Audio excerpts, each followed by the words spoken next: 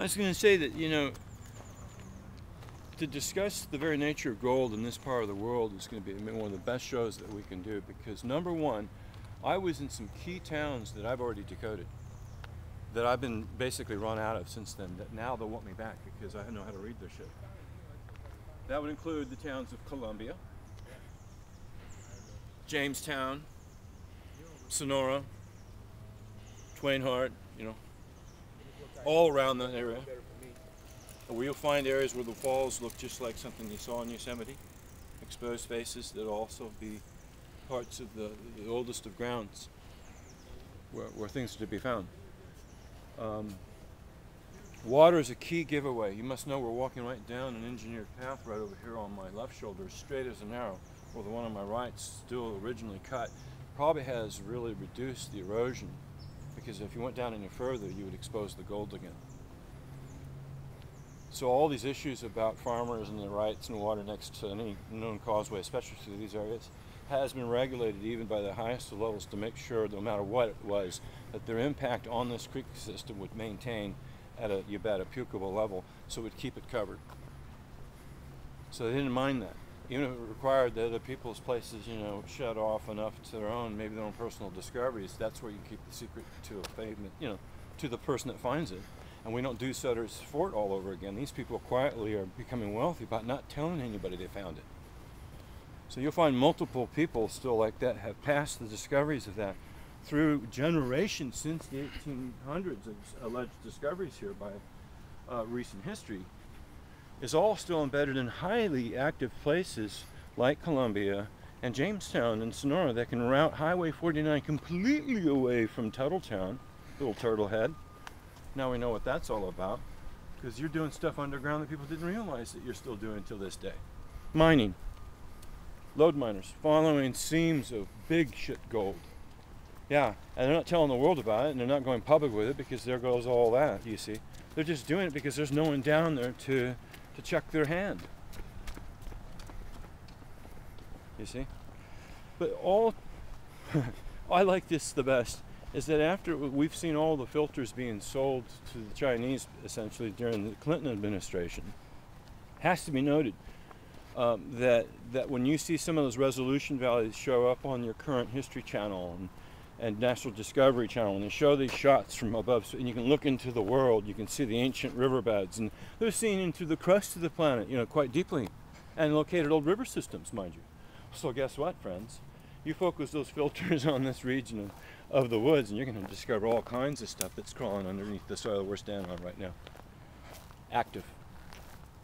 That's why they found stuff active in the Hudson Bay complex, in the bodies of water, in Fox Basin itself, also in Fox Pen, a point that would be found of activity. Lake Winnipeg. All the lakes up there, the Great Slave Lake, the other one as well, Yellowknife or something like that, up by Yellowknife.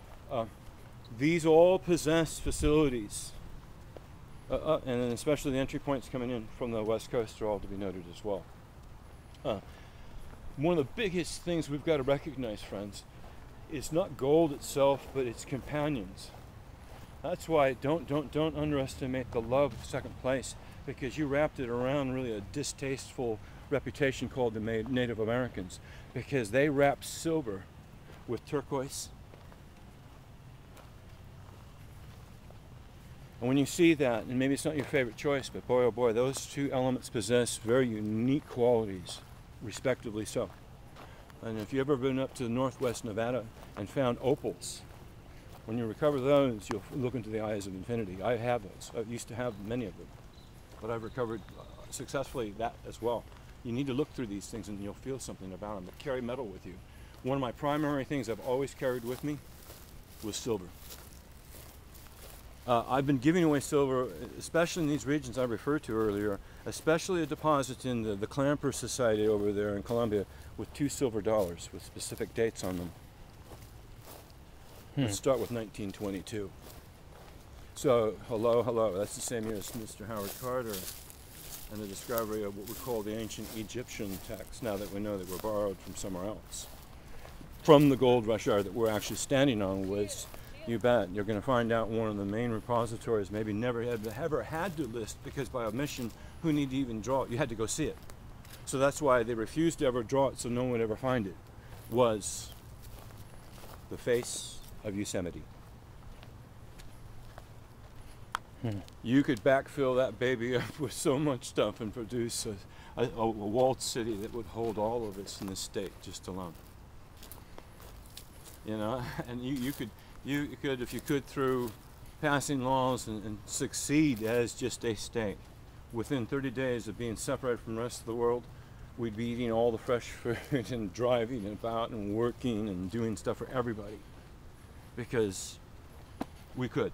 Every state around us would fail if California were to succeed as a separate union.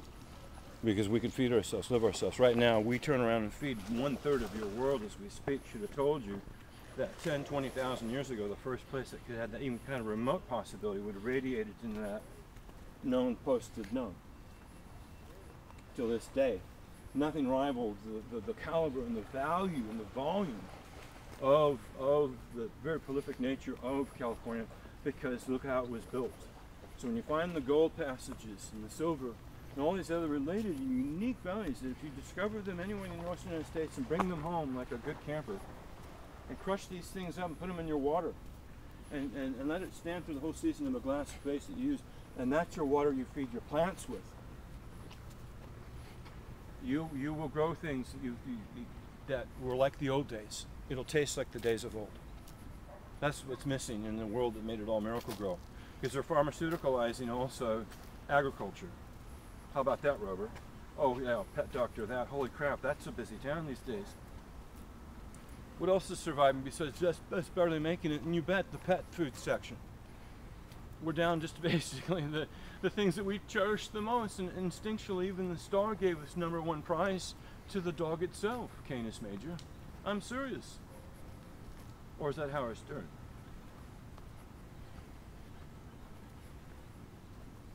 So the gold rating values that we're talking and broadcasting now live, the secret of America, is the very fact that it comes from here, is to be noted. I'm sorry, I wouldn't have been able to thrive quite as differently anywhere else on earth. And you'd certainly have a hard time living over in Tel Aviv. You know? Not these current days, not the way I look, oh boy. You know? Come on, give me a break. I'm a California boy. I'm native. Also a Pomo, thus I acknowledge my soil through Shoshone. That's why I repeat those. That's my grandfather's land as well. And we get into the continental, the 49th brow that separates Canada from America is the brow that I can take you through all the way to Narragansett to stitch it together for the native acknowledgements that puts me also on the bottom of your Declaration of Independence.